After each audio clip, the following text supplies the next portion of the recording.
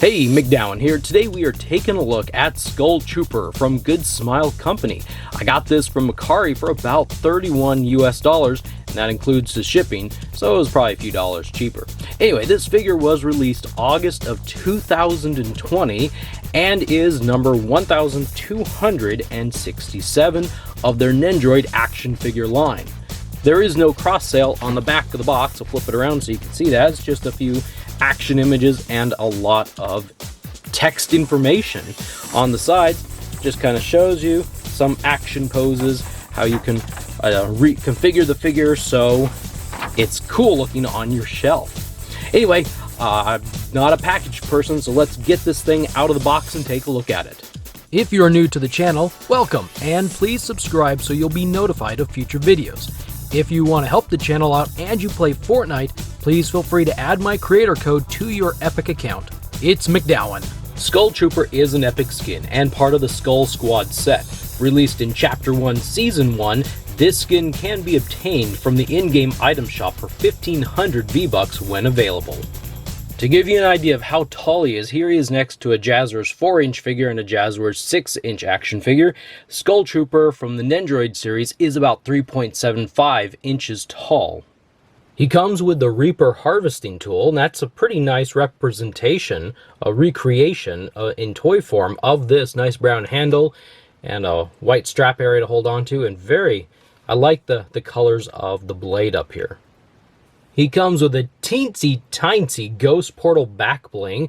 It's just a plain blue here. There's no transparency or translucent like Jazzwares has done with theirs, but it has a kind of rectangular peg there that attaches to his back, not a round hole like you're used to. And this should fit on other Nendoroid action figures. For the weapon, he comes with a pump shotgun. This is pretty nice looking. Has browns and blacks on it. There's a hole I've noticed over here, and I'm not sure exactly where that attaches, if that attaches on the figure somewhere. I haven't found a peg yet that it goes to. Maybe that's just that. We'll flip it around. There's no hole over there, but it's a nice little weapon that he can hold and display. And he comes with a cool looking drift board. It's in blues, darks, and lights, and I guess royal right there in the middle with two yellow foot pegs. We'll flip it upside down. We'll flip it this way. You can kind of see this way. One thing you want to be careful of, if you have him positioned on here, when you decide to pull him off of there, his feet may stay attached to these pegs, and so you'll have to pull the feet off and then reattach it to the figure. But it's a cool little drift board. We'll see more of this in just a bit. And finally, in total, he comes with 5 replaceable hands. We've got this one here on the end that's got a little circle so you can slide like the harvesting tool down in there. And we've got this one, I found the peg by the way, for the pump shotgun. It's an open hand that has a trigger finger here, and there's a peg right there in the palm so you can more securely attach the pump shotgun to this hand. Then we've got this hand right there. It's kind of a C shape, if I can get it turned around quite right, just the right way. But it will also hold something like the harvesting tool. And then these are the two hands that came on the figure. They're just an open palm, trying to, hey, there you go. Just kind of open palm, left and right hand. This is a right hand, and these two are left hands. So you get kind of limited. If you want him to hold a pump shotgun with the left hand, you'll have to use this hand if you want him to also use the harvesting tool in the right hand. Otherwise, this is a left hand for the harvesting tool, and he's got no left hand to hold the pump shotgun. So those are the 5 replaceable hands he comes with. He comes with an extra spare neck joint just in case the one in the figure breaks or pops or something and you need to replace it. You've got an extra one. I think this is a cool little extra that they include. And now, really, truly, finally, he comes with a 2-part figure stand. This is the base. This is the attachment that goes in one of these holes, wherever you want to do it. This part goes in his back, so then you can stand him up. And I usually recommend with these things to put it in the corner, then you have more standability. I made up a new word. More area here on this stand to pose and position. When you do it here, you have less room. But anyway, yeah, so he has a cool little figure stand. Now let's take a look at the figure. I know he has over 16 points of articulation, but I've never been 100% clear on where all the pieces are, all the points of articulation, what's classified as articulation. So bear with me as I look at this figure. And he has a bunch of joints, and he pretty much can separate. You can pull apart just about every joint he's got to reconfigure him, to customize him. You could grab other Fortnite or other non-Fortnite Nendoroid type figures, and there are some things that you can swap out, replace, and make new weird little Nendoroid creations, as far as I know. But anyway, we'll start here at the bottom. So he's got a ball joint here that allows you to rotate the foot back and forth. He's got a knee joint, so you can bend the knee. He's got a kind of a hip waist joint there. It's a ball joint. He can rotate at the waist. He can actually rotate there at the torso. His hand will rotate. These also come off and are swappable. He has an elbow joint. He has a bicep joint. And he's got a, what do you want to call this? A point of articulation at the shoulders. He can raise his arms up. He can rotate his arms around. You got to be a little careful with these things. Because like when you can't just grab this and then rotate it up. Sometimes the arm just goes up, so you kind of have to hold the whole arm. His head will rotate, and you want to be careful. This joint is interesting. It's a back and forth joint, if you can see that. It goes back and forth. It's not a ball joint that goes every which way. You can rotate his head back and forth, but you can only nod it one direction.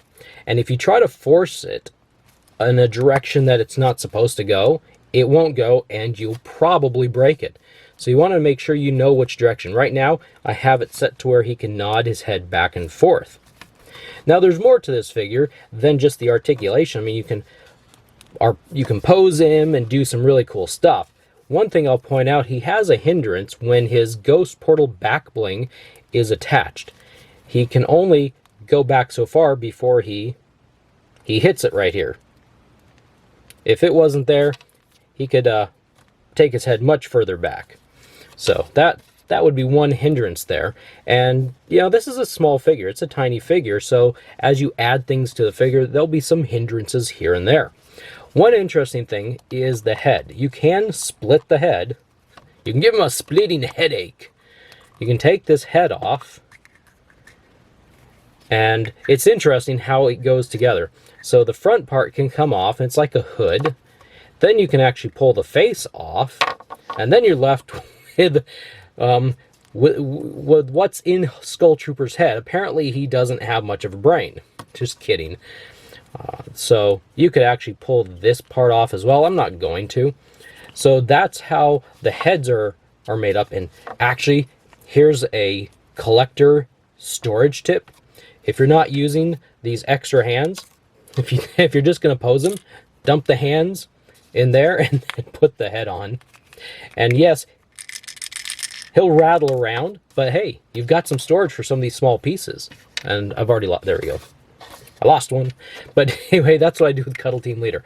I did look at this figure and Cuddle Team Leader, and the head is not compatible. You can't like put the front half of Cuddle Team Leader and the back half of Skull Trooper together and get this. There's pieces in here that just don't match up. I'm sure there are some figures out there that maybe have this sort of a system where there's a back of the head, there's a front of the head, and then there's a face. You could probably customize it that way. And that would actually be really cool if you've got some figures where you could swap out this face. And then you could actually maybe, I'm just dropping, I shouldn't have done that one. Then you could maybe like give Skull Trooper an actual face. Just a thought. I don't know. If they ever come up with a Jonesy one, that would be kind of cool. So, as I mentioned, all these pieces come apart. Now, I think I was a little bit unlucky with Cuddle Team Leader because that figure was just like loose everywhere. So like you can pull this apart, you can take the torso off, and you can swap out some pieces as you want, as you wish. Just make sure you get them on the right way. Cuddle Team Leader was really loose for me. And so that, I think, was just a very loose figure. I'm going to look at something here real quick. Where's Cuddle Team Leader? Okay. I was taking a look real quick here. I thought I remembered that the knee joints you could separate, but looking at these ones you can't. So, and Cuddle Team Leader has the same knee joints. But anyway, it's a fun little figure. We can gear this guy up here. Putting him on the drift board is a little bit interesting. You can't just put him on. If you notice, he doesn't quite reach over. You've got to like spread his legs a little bit, get him into an actual drift, I guess like a snowboard stance, and then he'll fit on him just fine. Once you get him on there, you can straighten him up a little bit. He is, well, top heavy, so he's gonna want to fall over a lot. So you got to get him positioned just right, and then he'll start falling forward. Now you can get him positioned just right, and he will stand up. It's kind of neat. So as I mentioned earlier, if you try, hey, it worked. Sometimes I've taken him off twice now, where his feet stay on the drift board. Then you have to pop them off and reattach them to the figure. It's, yeah, fun. So here is I would classify this as the pump shotgun hand because, well, if you can see, it's got a peg on the hand, and then you can peg this on. Let's do it in a way I can't see what I'm doing and show you exactly how not to do it. Yeah, something like that. So you can peg it on like that. And then he's holding a pump shotgun. Pop off this hand right here, and we'll find this open C hand right there. See? Then you can snap in the harvesting tool. So now he's holding on to all this, his goodies, his stuff. And if you want to pose him on his stand, you can hook this thing. Oh, let's get over here where you can actually see it.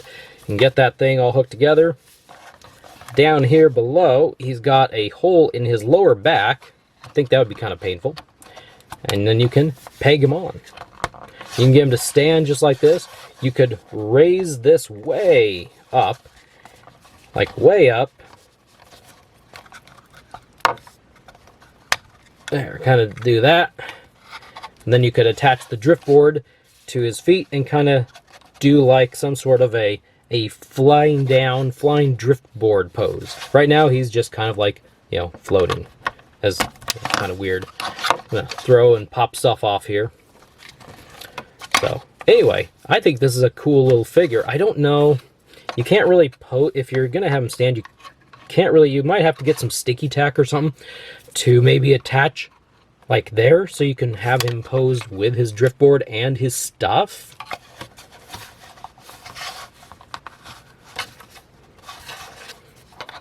Something like that if you want to try that, or you could just set the drift board here in front of him, I guess. If you wanted to do something like that. There's a few different ways you can pose him that I think would work well. Yeah, hey, I think he's a cool little figure. I'm still enjoying these figures, and I think they are fun. A certain group of collectors will really like these, and there's a group of collectors that won't actually like these very well. But they are definitely not for everybody. So, you know, don't feel bad if, you know, this is something, you know, you got to make your decisions. If this is not for you, it's not for you. Real quick, I will mention, I did forget one thing. He does come with a little booklet or a little piece of paper that explains like all the things. It points out all the different pieces, and it has some how to attach things and using the stand. Forgot to mention that earlier, but there, I mentioned it now. Anyway, now it's your turn. What do you think about this figure? Leave your thoughts in the comments section below. And on your way out, check out my last Fortnite Nendoroid review of Beef Boss in the lower left-hand corner. Please like this video and share it everywhere. It really helps the channel a lot. Thank you for stopping by and watching. I will see you in the next video.